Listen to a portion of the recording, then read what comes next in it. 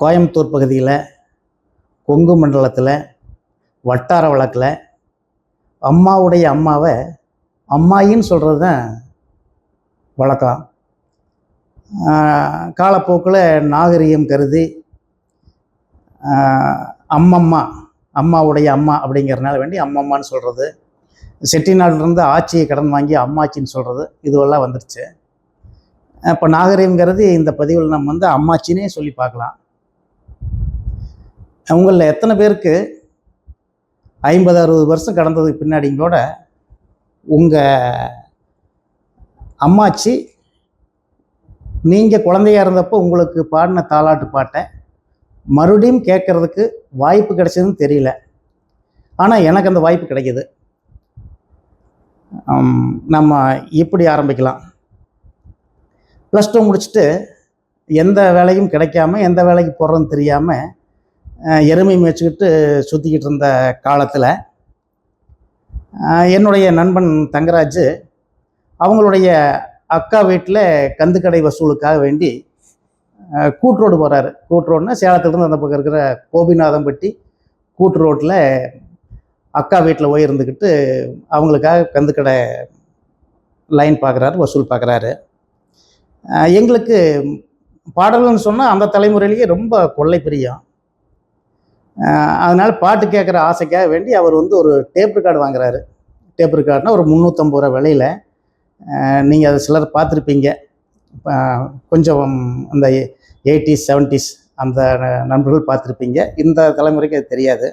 படுக்கை வசமாக இருக்குது, உள்ள கேசட் இருக்குது, அதில் ப்ரௌன் கலரில் நாடா இருக்குது. அந்த நாடா அப்பப்போ சிக்கிக்கு அதை ரெனால்ட்ஸ் பேனா விட்டு திருப்புவோம். அந்த டேப் ரெக்கார்டு 350 ரூபா விலைக்கு வாங்குறாரு. வாங்கும்போது அவருடைய மச்சாங்கிட்ட அதுக்கு பர்மிஷன் வாங்கலை, அவர் வாட்டுக்கு வாங்கிடுறாரு. ஆனால் வாங்கினதுக்கு அந்த 350 ரூபா பணம் தேவையில்லையா? எப்படியும் லைனுக்கு போன பக்கம் தெரிஞ்சவங்ககிட்ட கடன் சொல்லி வாங்கிட்டு வந்துடுறாரு.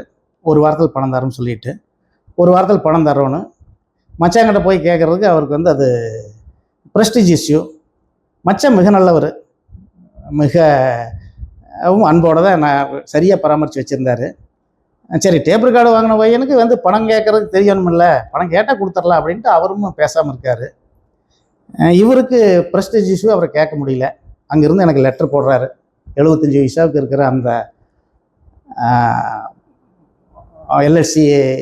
எல்எல்சியா அந்த மாதிரி ஒரு தபால் இருக்குது, 75 பைசாவுக்கு இருக்கப்போ அந்த தபால் எழுதி இந்த மாதிரி எனக்கு உடனடியாக ஒரு 500 ரூபா மணி ஆர்டர் பண்ணி கொடு, நான் ஒரு டேப் ரெக்கார்டு வாங்கிட்டு எனக்கு வேணும்னு சொல்லிட்டு. எங்கேயும் 500 ரூபா உடனடியாக அனுப்புகிற அளவுக்கு நான் தாராத்தியே இல்லை, டவுசர் கல்ட்டு தான் கிடக்குது. அப்போது ஒரு பவுனுடைய விலையே ஒரு 500 ரூபா 600 ரூபா தான் இருக்குது. அப்போ அந்த காலத்தில் நான் ஏதோ ஒன்று பண்ணி 500 ரூபா அவருக்கு மணி ஆர்டர் பண்ணுறேன். அந்த டேப் ரெக்கார்டை அவர் சொந்தமாக வச்சு அங்கே உபயோகப்படுத்துகிறாரு. சில மாதம் கழித்து ஊருக்கு வரும்போது, அப்போல்லாம் இந்த மாதிரியான டிரான்ஸ்போர்ட் வசதியெல்லாம் இல்லை, அடிக்கடி வர முடியாது. ஒரு இடைவேளைக்கு பின்னாடி ஒரு 6-7 மாதத்துக்கு பின்னாடி மறுபடியும் ஊருக்கு வர்றாரு. வரும்போது எங்கிட்ட பணம் வாங்கணுமே அப்படிங்கிற அந்த உணர்வு காரணமாக அதை கொண்டு நீ கொஞ்ச நாள் வச்சிடறான்னு சொல்லி எங்கிட்ட கொடுத்துட்றாரு. அதை நான் பாட்டு கேட்குறதுக்கு மட்டும் பயன்படுத்தலை, என்னுடைய வாழ்க்கையினுடைய திருப்பங்களில் மிக முக்கியமான இடங்களில் அந்த டேப் ரெக்கார்டை பயன்படுத்தினேன். இன்னொரு நாளைக்கு அது இன்னொரு விஷயத்தை சொல்லலாம். இப்போதைக்கு இந்த அம்மாச்சியினுடைய பாட்டை எப்படி பதிவு பண்ண மட்டும் நான் சொல்கிறேன். எல்லப்பாளையத்தில் தைப்பூசம் காவடி கூட்டம், அதுக்காக வேண்டி நானும் அவங்க அம்மாச்சி வீட்டுக்கு உரம்பரைக்கு போகிறேன். அந்த டேப் ரெக்கார்டை கொண்டு போய் ஆத்தாக்கிட்ட, என்னுடைய 18 வயசு அப்போ, ஆத்தாக்கிட்ட, ஆத்தா இதில் என்ன பாடுறோமோ அதை அப்படியே பதிவு பண்ணி வச்சுக்கலாம், நீ ஒரு பாட்டு ஒன்று பாடு, குறிப்பாக நான் குழந்தையாக இருக்கும்போது என்னை தொட்டல் ஓட்டு பாடியிருப்பேன் இல்லையா, அந்த தாலாட்டு பாட்டு எனக்கு சொல்லு அப்படின்னு சொல்லி கேட்குறேன். இப்போ கூட நம்ம ஏதாவது ஒரு ரெக்கார்டிங் சொன்னால், பொதுக்கூட்டத்தில் பேசுகிறேன்னு சொன்னோம்னா சை ஆயிடுறோம், சங்கடப்பட்டுக்கிறோம், கூச்சப்பட்டுக்கிறோம், தயங்குறோம். ஆத்தா ஒரு துளியோட யோசனை இல்லை, கொண்டாடா நான் பாடுறேன் அப்படின்னு சொல்லிட்டு வாங்கி வச்சுட்டு, நான் 1 வயது குழந்தையா 6 மாத குழந்தையா இருக்கும்போது என்னை தொட்டில் போட்டு பாடின அந்த பாட்டை பாடுது, அதை நான் ரெக்கார்டு பண்ணுறேன். இது மாதிரியான செல்ஃபோன் வசதி, ரெக்கார்டிங் வசதி இதுவெல்லாம் இல்லாத, இன்டர்நெட்டு இதெல்லாம் இல்லாத காலகட்டம். அதை அப்படியே பதிவு பண்ணி அந்த கேசட்டை பாதுகாப்பாக வச்சுருந்து, அதுக்கு பின்னாடி அதை மறுபடியும் டிஜிட்டலைஸ் பண்ணி என்னுடைய மொபைலுக்கு மாற்றி நான் வச்சுருந்தேன். எப்பாவது மனச்சோர்வாக இருக்கிற சமயங்கள் நான் அதை கேட்குறது வழக்கம். அந்த பாட்டை நீங்கள் கேட்குறதுக்காக இன்றைக்கி நான் இதில் ஷேர் பண்ண போகிறேன். இதோடு சேர்த்து வச்சு ஆத்தா மறுபடியும் ஒரு ஒப்பேரி பாடல். அதாவது நான் இறந்து போனப்போ எனக்கு இந்த ஒப்பேரி பாடல் பாடுற மாதிரி உங்கள் அம்மாலாம் வந்து எனக்கு இது மாதிரி பாடணுண்டா, இந்த பாட்டையும் பதிவு பண்ணிக்கன்னு சொல்லி கூட ஒரு பாட்டு பாடிச்சு. அந்த பாட்டு நம்ம இன்னொரு நாளைக்கு பார்க்கலாம். இப்போ எனக்கு நான் குழந்தையாக இருக்கும்போது என்னுடைய ஆத்தா பாடிய தாலாட்டு பாட்டு. ஆத்தா இறந்து போய் 30-35 வயசுக்கு மேலே இருக்கும், 30-35 வருஷத்துக்கு மேலே இருக்கும் அப்படிங்கிறது இதில் ஒரு சிறப்பு செய்தி. பாட்டை கேட்போமா? எனக்கு என்ன வெச்சாத பாவு ஜீவனமாவு என் சாமி உனக்கு சேர்ந்த பாவு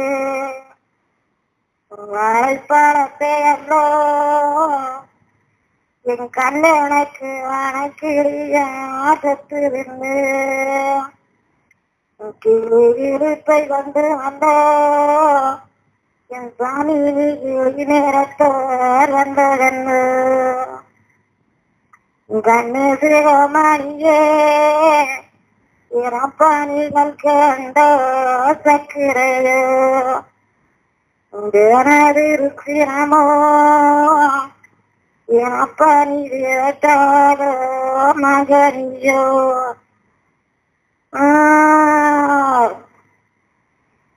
யாராரு வேறோ என் கண்ணனி அமர்ந்து விளையாடுகிறே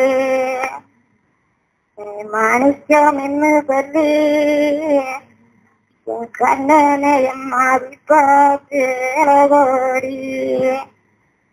காணிக்கை கொண்டு வந்தோ இறப்பானையை காம்பா சேரகோடி